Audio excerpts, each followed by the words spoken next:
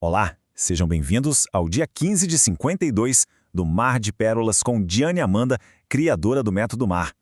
Hoje, iremos resumir o livro As Mentiras que as Mulheres Acreditam, de Nancy DeMoss Wohlgemuth. A nossa análise de hoje mergulha a fundo numa questão que afeta a vida de muitas mulheres, e quase sempre de um jeito bem silencioso. A gente vai fazer uma jornada para expor as mentiras que nos aprisionam e, claro, revelar a verdade que tem o poder de nos libertar.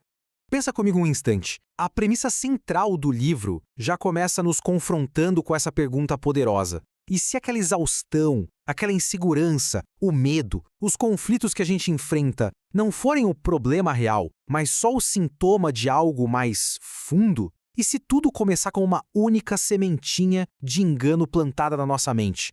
É exatamente aqui que a nossa jornada começa. Muitas mulheres, sabe, mesmo aquelas que parecem super fortes por fora, que estão sempre servindo, se sentem presas por dentro.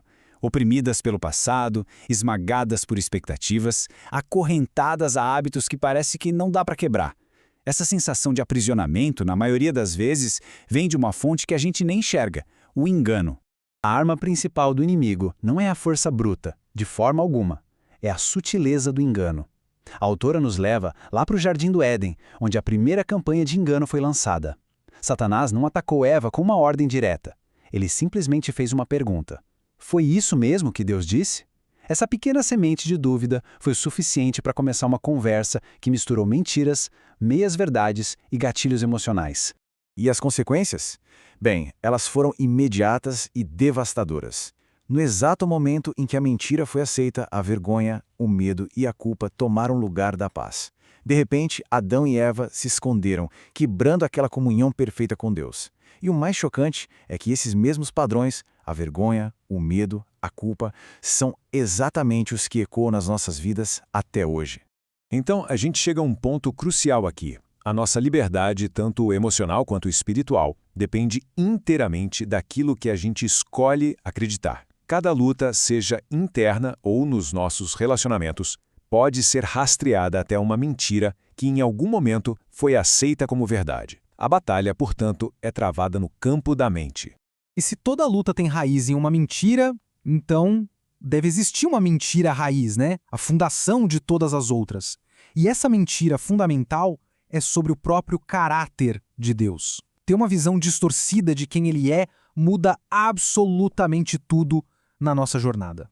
O inimigo sussurra as mesmas velhas mentiras. Que Deus é distante, que Ele é exigente, injusto, que Ele está segurando algo bom, assim como Ele sugeriu para Eva. Acreditar nisso gera medo, ressentimento e nos faz procurar em outros lugares aquilo que a gente acha que Deus não vai nos dar. Mas a verdade que a palavra revela pinta um quadro totalmente diferente. Um Deus que é refúgio, que é bom e que não nega bem algum. Esse versículo é uma ilustração perfeita da verdade. Deus não é uma sombra, Ele é sol. Ele não é uma ameaça, Ele é escudo. A natureza dele é dar, não reter. Se agarrar a essa verdade é o primeiro passo para desmontar toda a fortaleza de mentiras que se constrói na nossa mente. E muitas vezes, essa visão distorcida de Deus não vem da teologia, mas da dor. A autora conta a história de uma mulher que teve um pai abusivo, e por causa disso, ela via Deus como alguém severo, distante. A imagem que ela tinha do Pai Celestial foi moldada pelas feridas dela, e não pela palavra. E isso a mantinha num ciclo de medo e distanciamento. E é quase inevitável, né? Uma visão distorcida de Deus leva a uma visão quebrada de nós. Se não sabemos quem Ele é de verdade, como vamos saber quem nós somos? E é aí que a gente entra no campo perigoso das mentiras sobre a nossa própria identidade. São aqueles sussurros que ecoam na mente de tantas mulheres. Não sou boa bastante, não mereço ser amada, sou um fracasso. São rótulos que a gente internaliza, que vêm de feridas lá da infância, de comparações ou da cultura ao nosso redor. O inimigo planta semente, mas muitas vezes somos nós que continuamos regando até que ela se torne a nossa realidade interna. Essa pergunta aqui é um verdadeiro divisor de águas. Quando a gente ouve esses sussurros negativos, a gente precisa parar e confrontar a origem deles. Essa voz é a voz de Deus, que nos criou de forma maravilhosa? Ou é a voz de pessoas feridas?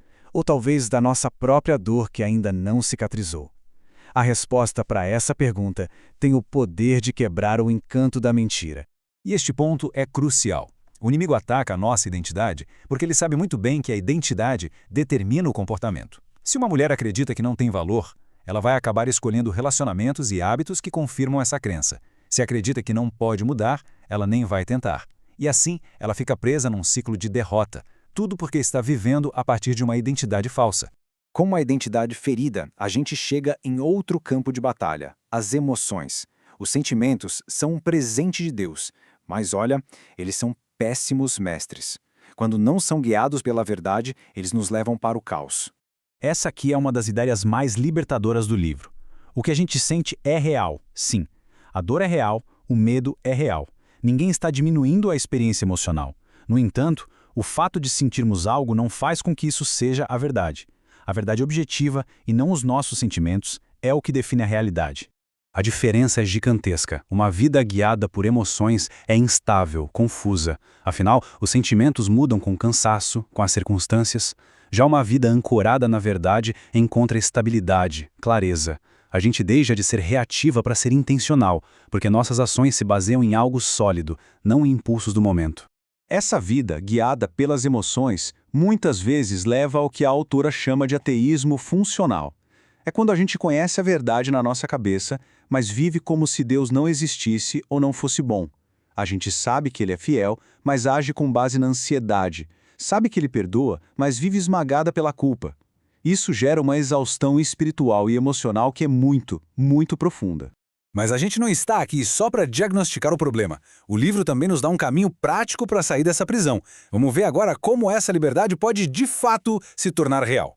Aqui está o coração da aplicação prática. A liberdade é um processo intencional. Primeiro, a gente precisa identificar a mentira específica em que está acreditando. Depois, tomar a decisão consciente de rejeitá-la. E terceiro, o passo mais crucial de todos, substituir ativamente essa mentira pela verdade que a gente encontra na palavra de Deus.